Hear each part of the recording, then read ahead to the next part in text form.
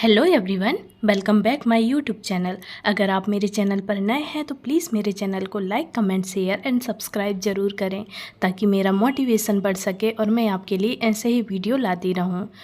तो फ्रेंड्स, आज हम पढ़ेंगे चाइल्ड हेल्थ नर्सिंग के कुछ BVI MCQS जो आने वाले एग्ज़ाम में आपके लिए बहुत ज़्यादा हेल्पफुल रहेंगे। तो प्लीज़ वीडियो को पूरा देखें, बिल्कुल भी स्किप ना करें। तो चलिए वीडियो को स्टार्ट करते हैं। Let's get started. Sorry, numbering में थोड़ी मिस्टेक हो गई है तो प्लीज़ आप एडजस्ट कर लीजिएगा, नेक्स्ट टाइम से ऐसा नहीं होगा। ओके, तो चलिए हम वीडियो को स्टार्ट कर देते हैं। क्वेश्चन नंबर 1 है, सॉरी 1 की जगह यहाँ 3rd लिखा है तो क्वेश्चन नंबर इधर 1 होगा। ओके, क्वेश्चन नंबर 1 है, what is the approximate weight of a full term newborn, मतलब पूर्णकालिक नवजात का अनुमानित वजन कितना होता है। तो बताइए, पूर्णकालिक नवजात का अनुमानित वजन कितना होता है। तो आप क्या लिखेंगे answer, right answer? Option A है इसका 1.5 से 2 किलोग्राम, ऑप्शन बी है 2.5 से 3.5 किलोग्राम, ऑप्शन सी है 4 से 5 किलोग्राम, ऑप्शन डी है 5.5 से 6 किलोग्राम। तो इसका राइट आंसर क्या होगा? बच्चे का जन्म कितना रहता है बताइए। क्वेश्चन में क्या पूछा है, नवजात शिशु का वजन, अनुमानित वजन कितना होता है। तो हम क्या लिखेंगे, इसका राइट आंसर 2.5 से 3.5 kg तक रहता है।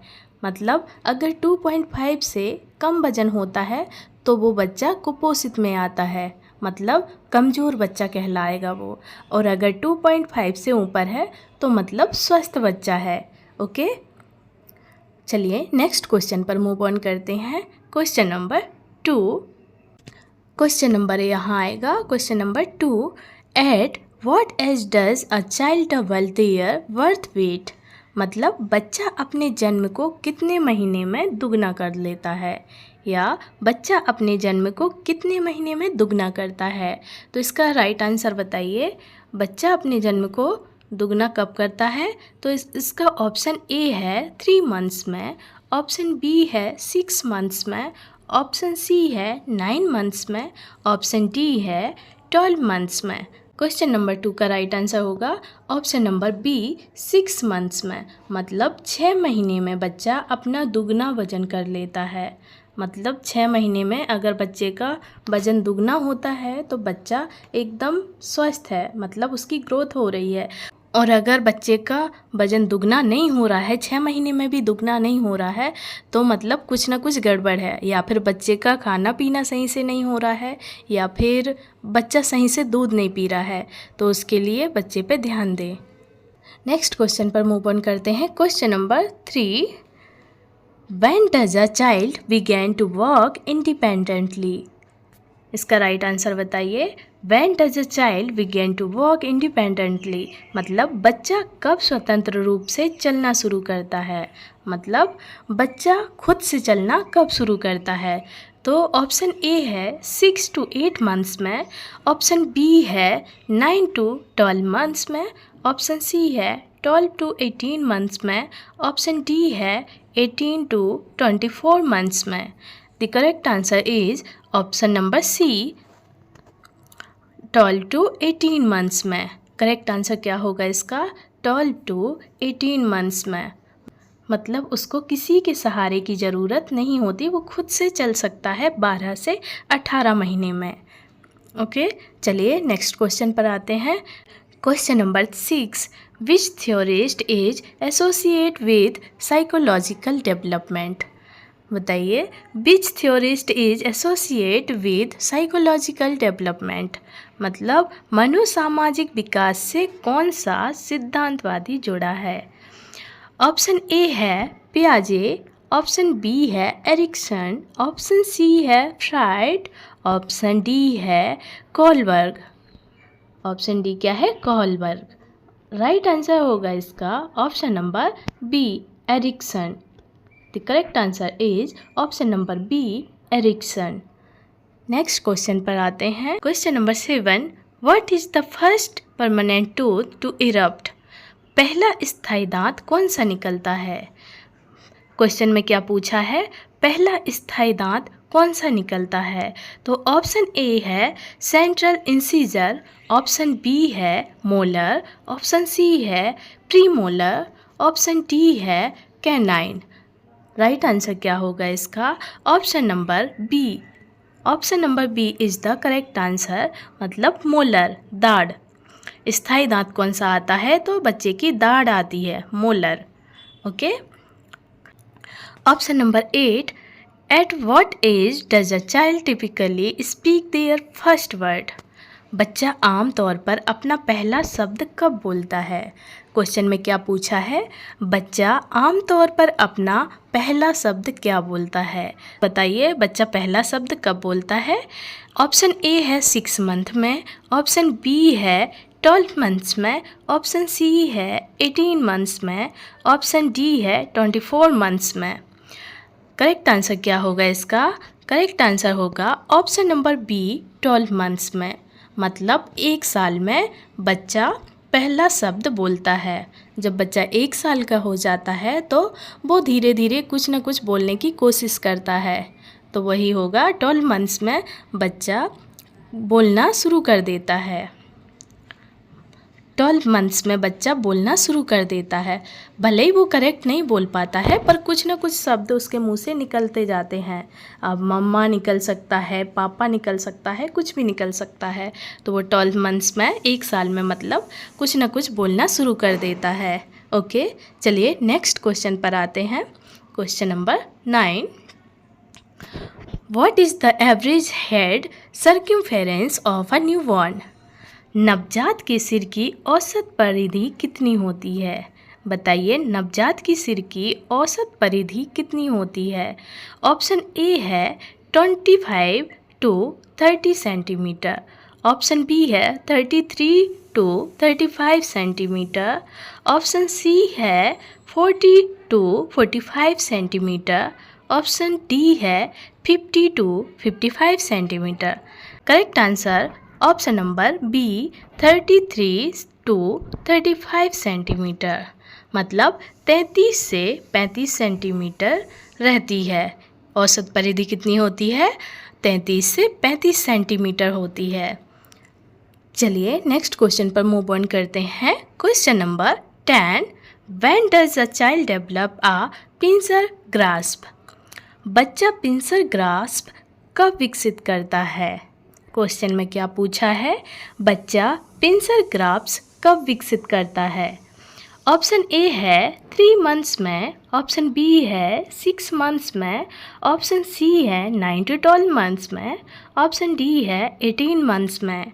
The correct answer is 9 to 12 months में। Option number C is the correct answer. 9 से 12 महीने में पिंसर ग्रास्प विकसित करता है। Question number 11, what is the normal fontanelle closure age for the anterior fontanelle? मतलब पूर्वकाल फॉन्टेनल के बंद होने की सामान्य आयु क्या है?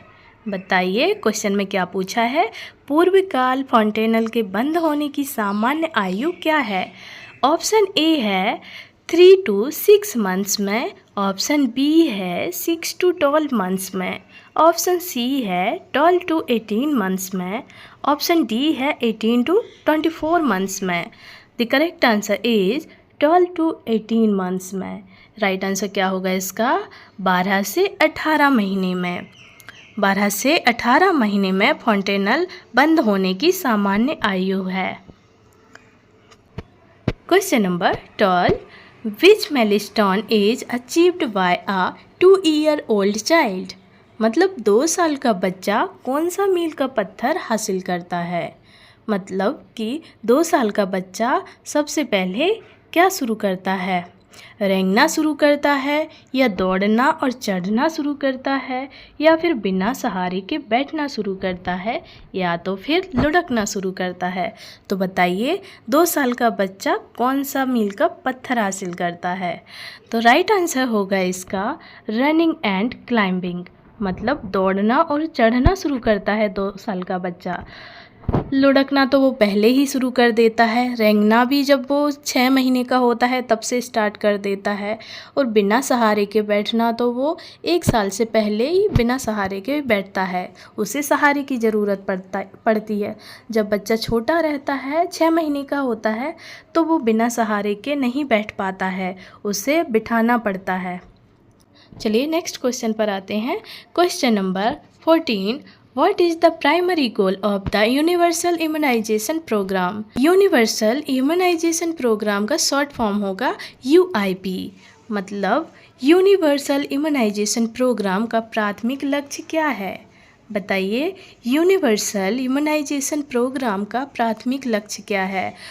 ऑप्शन ए है eradicate all diseases, option B है vaccinate against preventable diseases, option B है प्रोवाइड फ्री ट्रीटमेंट, या ऑप्शन डी है monitor growth.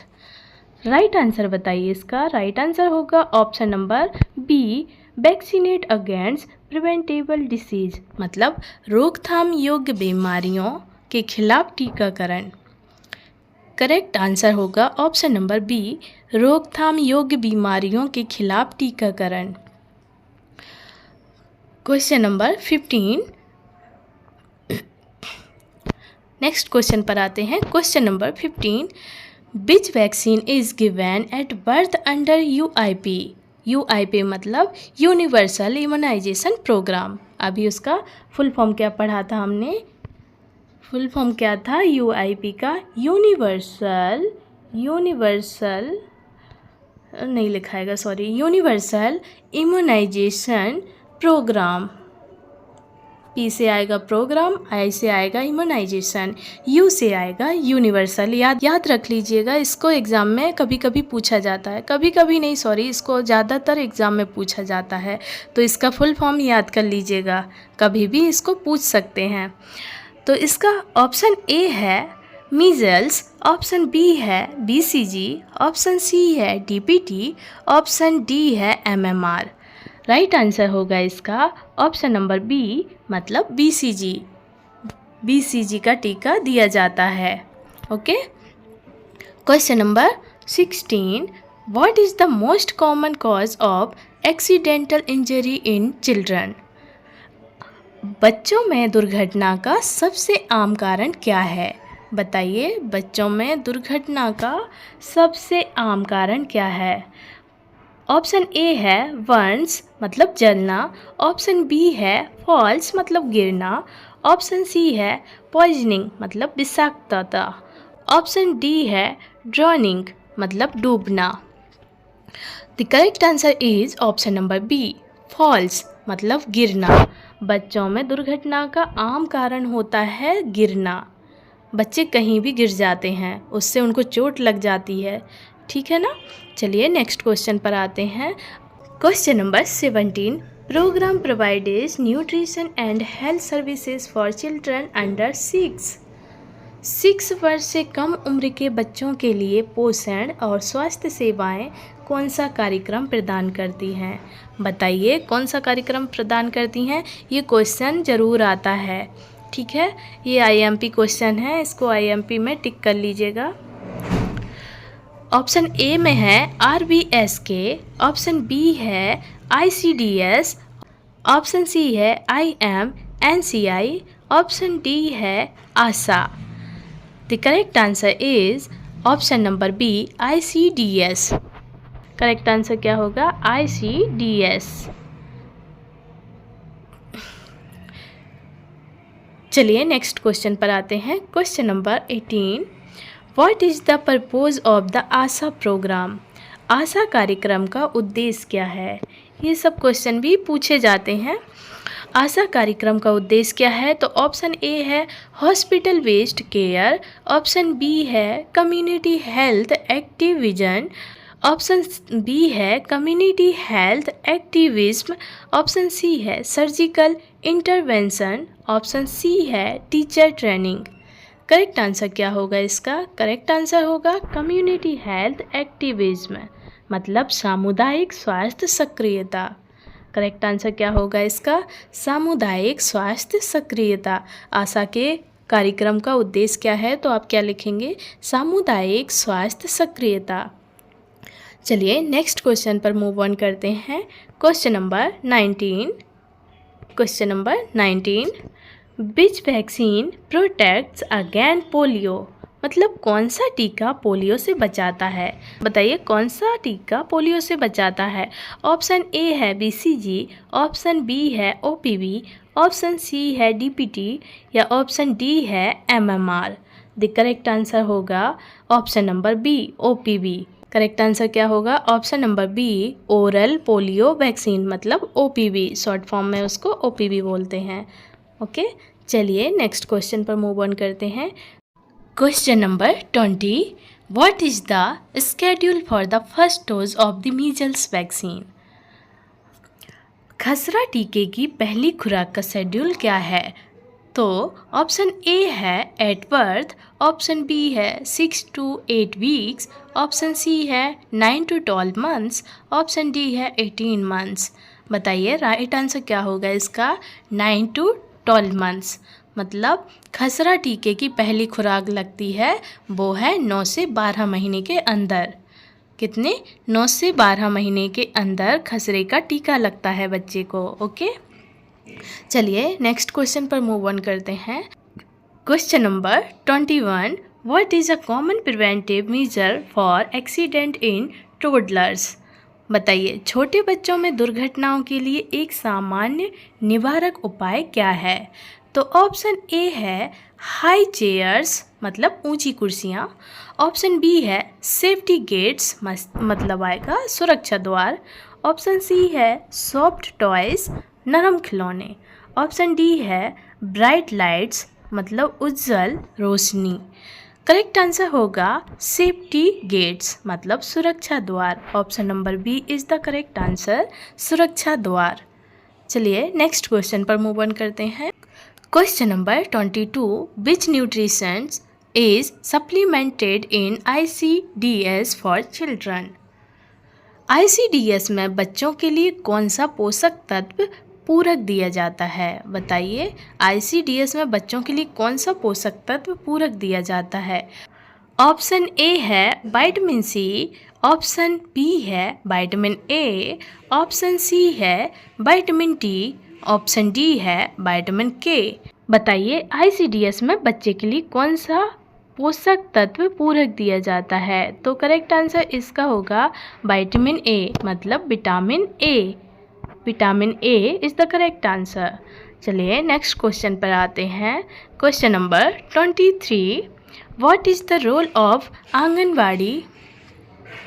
Question number 23, what is the role of anganwadi workers in child health? मतलब बच्चों के स्वास्थ्य में आंगनवाड़ी कार्यकर्ताओं की भूमिका क्या है? बताइए बच्चों के स्वास्थ्य में आंगनवाड़ी कार्यकर्ताओं की भूमिका क्या है? ऑप्शन ए है परफॉर्म सर्जरीज, मतलब सर्जरी करना, ऑप्शन बी है provide nutrition and health education, मतलब पोषण और स्वास्थ्य शिक्षा प्रदान करना, ऑप्शन सी है डायग्नोस डिसीज़, मतलब बीमारियों का निदान करना, ऑप्शन डी है एडमिनिस्टर IV फ्लूइड, तरल पदार्थ, मतलब बच्चे को IVNS लगाना या बॉटल लगाना, वो सब। करेक्ट आंसर होगा B, provide nutrition and health education. मतलब आंगनवाड़ी कार्यकर्ताओं की भूमिका क्या होती है? बच्चों को पोषण और स्वास्थ्य शिक्षा प्रदान करना। जब आंगनवाड़ी में बच्चे जाते हैं पढ़ने के लिए तो वो यही सब करते हैं। आंगनवाड़ी जो कार्यकर्ता होती है वो बच्चों को पढ़ाती है, अच्छी शिक्षा देती है और न्यूट्रिशंस देती है, मतलब कि अच्छा पोषण देती हैं और अच्छी शिक्षा देती हैं। चलिए नेक्स्ट क्वेश्चन पर मूव ऑन करते हैं। Question number 25, what is the Apgar score used for? Apgar score किसके लिए उपयोग किया जाता है? ये तो आपको पता ही होगा ना, ये क्वेश्चन सबसे ज़्यादा पूछा जाता है एग्ज़ाम में। ठीक है, एपागर स्कोर किसके लिए उपयोग किया जाता है? तो ऑप्शन ए है एसेसिंग ग्रोथ मिलस्टोन, मतलब वृद्धि मील के पत्थर का मूल्यांकन। ऑप्शन बी है एवुलेटिंग न्यूबॉर्न हेल्थ एट बर्थ, मतलब जन्म के समय नवजात का मूल्यांकन। ऑप्शन सी है मेजरिंग न्यूट्रिशनल स्टेटस, मतलब पोषण स्थिति का माप। ऑप्शन डी है डायग्नोसिंग कंजेनाइटल एनोमलीज। इसका राइट आंसर होगा option number B evaluating newborn health at birth, मतलब जन्म के समय नवजात का स्वास्थ्य का मूल्यांकन करना। करेक्ट आंसर इसका होगा option number B evaluating newborn health at birth, मतलब जन्म के समय नवजात का स्वास्थ्य का मूल्यांकन करते हैं। बच्चे को देखते हैं बच्चा स्वस्थ है या नहीं, तो बच्चे के वाइटल्स लिए जाते हैं, उसको हम बोलते हैं स्वास्थ्य का मूल्यांकन करना। Question number 26, what is the normal heart rate of a newborn?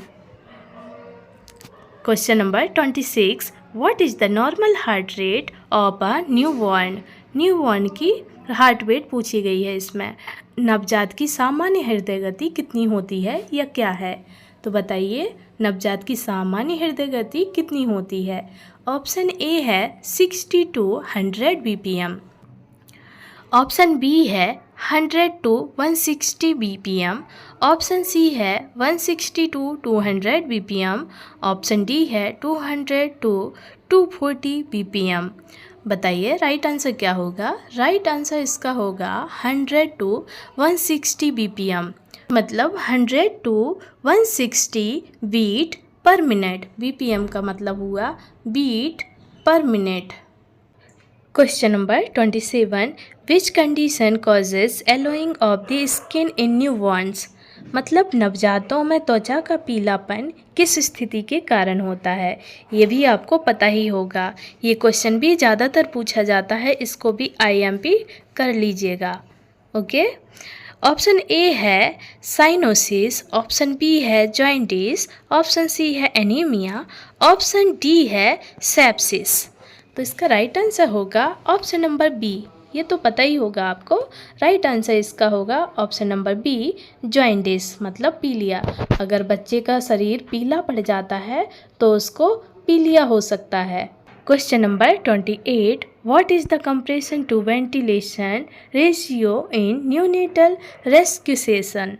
मतलब नवजात पुनर्जनन में संपीड़न से वेंटिलेशन अनुपात क्या है? बताइए, ऑप्शन ए है 1:1, ऑप्शन बी है 3:1, ऑप्शन सी है 1:2, ऑप्शन डी है 5:1। The correct answer is 3:1। Right answer क्या होगा इसका? 3:1, मतलब option number B is the right answer. Okay, चलिए नेक्स्ट क्वेश्चन पर आते हैं। Question number 29, what is the normal respiratory rate of a newborn at rest? मतलब विश्राम के समय नवजात की सामान्य श्वसन दर क्या है? मतलब जब बच्चा आराम कर रहा होता है तो उस समय बच्चे की श्वसन दर या हार्ट बीट कितनी होती है? तो ऑप्शन ए है 10 to 20 breaths per minute, option B है 30 to 60 breaths per minute, option C है 60 to 80 breaths per minute, option D है 80 to 100 breaths per minute. Correct answer क्या है? करेक्ट आंसर होगा option number B 30 to 60 breaths per minute, मतलब 30 से 60 beats per minute. Question number 30, what is kangaroo mother care used for? What is kangaroo mother care used for? Kangaroo माँ देखभाल किसके लिए उपयोग की जाती है? तो ऑप्शन ए है, option number A treating infections, option B है promoting bonding and warmth, option C है एडमिनिस्ट्रिंग वैक्सीन्स, ऑप्शन डी है monitoring heart rate. The correct answer is promoting bonding and warmth, मतलब बंधन और गर्मी को बढ़ावा देना, मतलब बंधन और गर्मी को बढ़ावा देना इज द करेक्ट आंसर। चलिए नेक्स्ट क्वेश्चन पर मूव ऑन करते हैं। Question number 31, which vitamin is given to newborns to prevent bleeding. बताइए नवजातों को रक्त स्त्राव रोकने के लिए कौन सा विटामिन दिया जाता है। ये भी आपको पता ही होगा, ये भी आईएमपी क्वेश्चन है। ओके, आईएमपी क्वेश्चन ये भी है, तो इसको भी टिक कर लीजिएगा। ऑप्शन ए है विटामिन ए, ऑप्शन बी है विटामिन डी, ऑप्शन सी है विटामिन के, ऑप्शन डी है विटामिन सी। विटामिन के is the correct answer. Correct answer होगा इसका ऑप्शन नंबर सी, विटामिन के, मतलब विटामिन के। विटामिन के बच्चे की ब्लीडिंग रोकने के लिए दिया जाता है। ओके, चलिए नेक्स्ट क्वेश्चन पर मूव ऑन करते हैं। Question number 32, what is the normal blood glucose level in a newborn. ये भी बहुत अच्छा क्वेश्चन है। What is the normal blood glucose level in a newborn, मतलब नवजात में सामान्य रक्त ग्लूकोज स्तर क्या है। बताइए नवजात में सामान्य रक्त ग्लूकोज स्तर क्या है। इसका मतलब ये हुआ बच्चे की ब्लड शुगर क्या है। क्या बोलेंगे इसे, ब्लड शुगर या ब्लड ग्लूकोज। तो इसका ऑप्शन नंबर ए है 20-30 mg/dl, ऑप्शन बी है 30-60 mg/dl, ऑप्शन सी है 60-100 mg/dl, ऑप्शन डी है 100-150 mg/dl। मतलब कितनी होगी, राइट आंसर होगा इसका ऑप्शन नंबर सी, 60-100 mg/dl। mg/dl का मतलब हुआ मिलीग्राम dl। नवजात की ब्लड शुगर कितनी होगी, तो आप क्या लिखेंगे 62। नवजात की ब्लड शुगर कितनी होगी, तो आप लिखेंगे 60-100 mg/dl। mg/dl मतलब मिलीग्राम पर dl। Question number 33, which condition is common in preterm babies.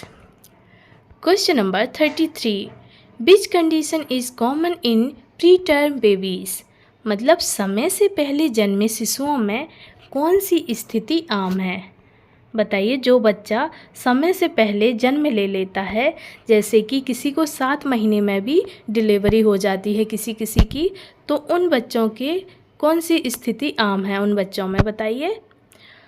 तो ऑप्शन नंबर ए है respiratory distress syndrome, option number B है diabetes mellitus, option number C है congenital heart disease, option number D है asthma.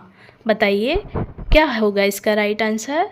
Right answer होगा option number A respiratory distress syndrome, मतलब श्वसन संकट syndrome हो सकता है। मतलब समय से पहले जन्मे शिशुओं में आम स्थिति होती है, तो वो होती है श्वसन संकट सिंड्रोम, मतलब सांस लेने में बच्चे को दिक्कत होती है। अगर समय से पहले बच्चा जन्म ले लेता है तो उसको सांस लेने में दिक्कत होती है, तो उसको हम बोलते हैं श्वसन संकट सिंड्रोम, मतलब रेस्पिरेटरी डिस्ट्रेस सिंड्रोम।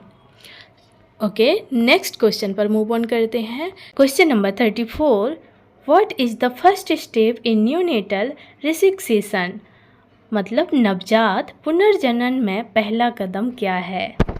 बताइए नवजात पुनर्जनन में पहला कदम क्या है। तो ऑप्शन ए है चेस्ट कंप्रेशन, मतलब छाती संपीड़न, ऑप्शन नंबर बी है प्रोवाइड वार्मथ, मतलब गर्मी प्रदान करना, ऑप्शन नंबर सी है administer oxygen, option number D है स्टार्ट वेंटिलेशन, मतलब वेंटिलेशन शुरू करना। इसका राइट आंसर होगा option number B provide warmth, मतलब गर्मी प्रदान करना। नवजात पुनर्जनन में पहला कदम क्या है, तो वो है गर्मी प्रदान करना। इंग्लिश में इसको बोलेंगे प्रोवाइड वार्मथ। ओके, चलिए नेक्स्ट क्वेश्चन पर मूव ऑन करते हैं। Question number 36, what is the main goal in question number 36, what is the main goal of IMNCI? IMNCI का मुख्य लक्ष्य क्या है? ऑप्शन ए है हॉस्पिटल बेस्ड सर्जरी, मतलब अस्पताल आधारित सर्जरी। ऑप्शन नंबर बी है रिड्यूस चाइल्ड मोर्टेलिटी, मतलब बाल मृत्यु दर को कम करना। ऑप्शन नंबर सी है प्रोवाइड फ्री वैक्सीन्स, मतलब मुफ्त टीके प्रदान करना। ऑप्शन नंबर डी है ट्रेन डॉक्टर्स ओनली, मतलब केवल डॉक्टरों को प्रशिक्षित करना। The correct answer is option number B, reduce child mortality. क्या होगी इसका right answer? Reduce child mortality, मतलब बाल मृत्यु दर को कम करना। IMNCI को बोलेंगे बाल मृत्यु दर को कम करना। चलिए नेक्स्ट क्वेश्चन पर मूव ऑन करते हैं। Question number 37, which illness is not assessed in IMNCI? IMNCI में कौन सी बीमारी का मूल्यांकन नहीं किया जाता? बताइए, IMNCI में कौन सी बीमारी का मूल्यांकन नहीं किया जाता? ऑप्शन ए है डायरिया, मतलब दस्त। ऑप्शन बी है निमोनिया। ऑप्शन सी है मलेरिया। ऑप्शन डी है cancer. The correct answer is option number D, cancer. IMNCI में कौन सी बीमारी का मूल्यांकन नहीं किया जाता? तो वो है कैंसर। कैंसर का मूल्यांकन नहीं किया जाता।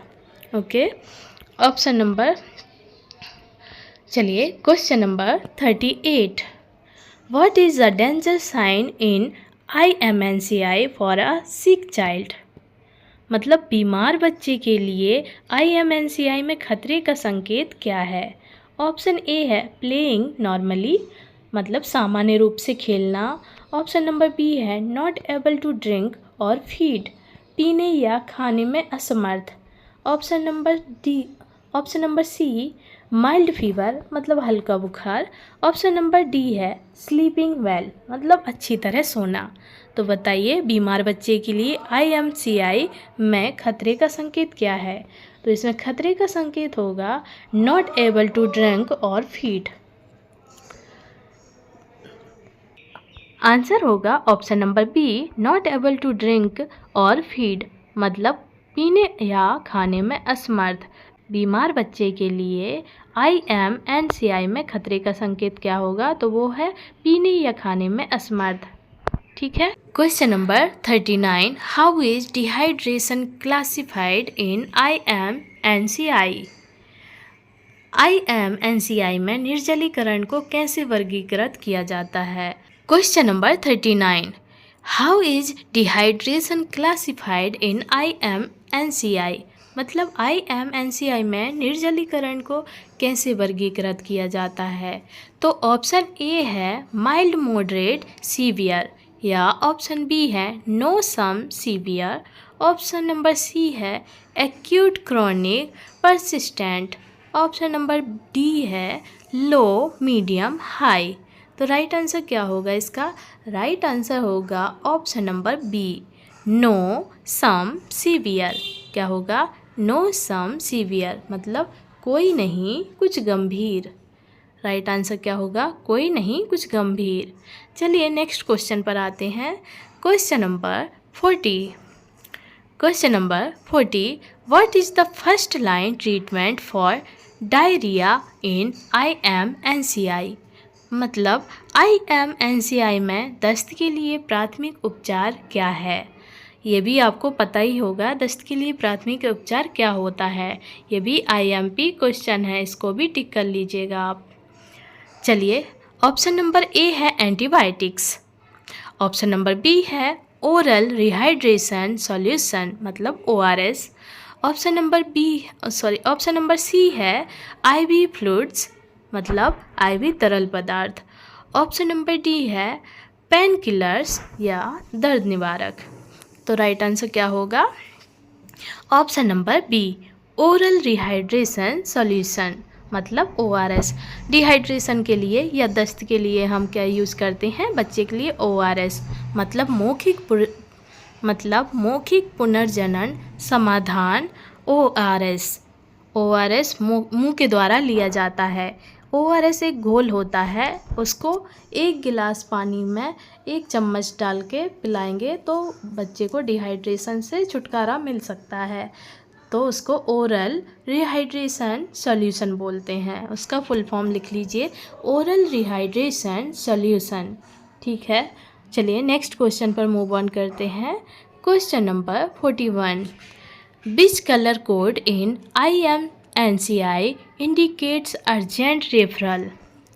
बताइए, रेफरल के लिए INCI इंडिकेट क्या करता है? तो IMNCI में कौन सा रंग कोड तत्काल रेफरल करता है? तो ऑप्शन ए है ग्रीन, मतलब हरा। ऑप्शन बी है येलो या पीला। ऑप्शन सी है पिंक या गुलाबी। ऑप्शन डी है ब्लू या नीला। इसका राइट आंसर होगा option number C, pink. Referral के लिए इंडिकेट करता है तो वो पिंक कलर करता है, बच्चे के लिए पिंक कलर होता है। ठीक है, कलर कोड क्या है बच्चे का? तो वो है पिंक कलर। ओके, चलिए नेक्स्ट क्वेश्चन पर मूव ऑन करते हैं। Question number 42, what is assessed first in IMNCI for a sick child? IMNCI में बीमार बच्चे के लिए सबसे पहले क्या मूल्यांकन किया जाता है? ऑप्शन नंबर ए है वेट, मतलब वजन। ऑप्शन नंबर बी है डेंजर साइन, मतलब खतरे के संकेत। ऑप्शन नंबर सी है टेम्परेचर या तापमान। ऑप्शन नंबर डी है हाइट, मतलब ऊंचाई। आंसर है इसका option number B, danger sign, मतलब खतरे के संकेत। खतरे के संकेत का सबसे पहले मूल्यांकन किया जाता है। ना ही हम वजन देखते हैं, ना ही तापमान देखते हैं, ना ही ऊंचाई देखते हैं तो वो देखते हैं खतरे का संकेत तो नहीं है कहीं, ये देखा जाता है। ओके, चलिए नेक्स्ट क्वेश्चन पर आते हैं। Question number 43, what is the recommended fluid for mild dehydration in IMNCI?